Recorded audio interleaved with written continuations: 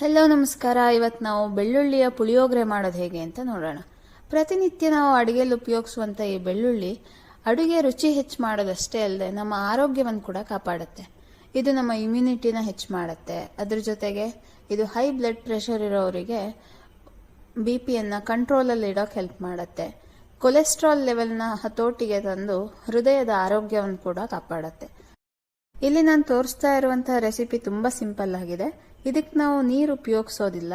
ಅದಕ್ಕಾಗಿ ನೀವು ಈ ಪುಳಿಯೋಗರೆ ಮಿಕ್ಸ್ನ ತುಂಬಾ ದಿನಗಳ ತನಕ ಇಟ್ಕೋಬಹುದು.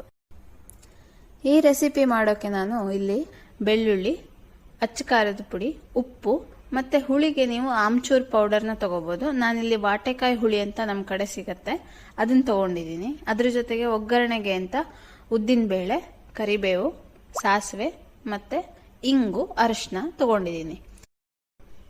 ಇಲ್ಲಿ ಒಂದು 6 ರಿಂದ 7 ಸ್ಪೂನ್ ಅಷ್ಟು ಎಣ್ಣೆನ ಒಗ್ಗರಣೆಗೆ ಬಿಸಿ ಮಾಡೋಕೆ ಅಂತ ಇಟ್ಟಿದ್ದೀನಿ. ನಾನಿಲ್ಲಿ ಕೊಬ್ಬರಿ ಎಣ್ಣೆನ ಉಪಯೋಗಿಸಿದ್ದೀನಿ. ನೀವು ಅಡಿಗೆ ಎಣ್ಣೆನ ಕೂಡ ಉಪಯೋಗಿಸಬಹುದು. ಈ ಎಣ್ಣೆ ಒಂದ್ಸಾರಿ ಬಿಸಿ ಆದ ನಂತರ ನಾನು ಇದಕ್ಕೆ ಉದ್ದಿನ ಬೇಳೆನ ಹಾಕ್ತಾ ಇದ್ದೀನಿ. ಫಸ್ಟು ಹಾಕಿರುವಂಥ ಉದ್ದಿನ ಬೇಳೆ ಸ್ವಲ್ಪ ಚೆನ್ನಾಗಿ ರೋಸ್ಟ್ ಆಗಬೇಕು ಎಣ್ಣೆಯಲ್ಲಿ. ಅದಾದ ನಂತರ ನೀವು ಕರಿಬೇವು ಮತ್ತೆ ಸಾಸಿವೆಯನ್ನು ಹಾಕಬೇಕು. ಅದಾದ ನಂತರದಲ್ಲಿ ನೀವು ಇದಕ್ಕೆ ಬೆಳ್ಳುಳ್ಳಿಯನ್ನು ಹಾಕಬೇಕು.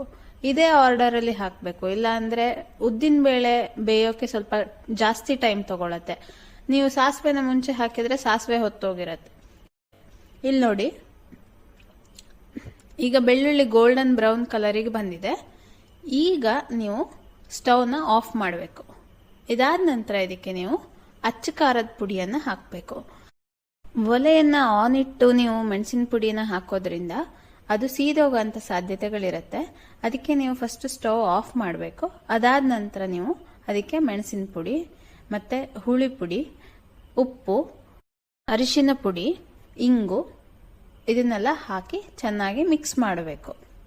ಇದು ಮಿಕ್ಸ್ ಮಾಡಿದ ನಂತರ ಪುಳಿಯೋಗರೆಯ ಮಿಕ್ಸ್ ರೆಡಿ ಆಗಿದೆ. ಈಗ ಇದನ್ನು ನೀವು ಅನ್ನದ ಜೊತೆಗೆ ಮಿಕ್ಸ್ ಮಾಡಿದರೆ ಬಿಸಿ ಬಿಸಿಯಾದಂತಹ ಬೆಳ್ಳುಳ್ಳಿ ಪುಳಿಯೋಗರೆ ರೆಡಿ.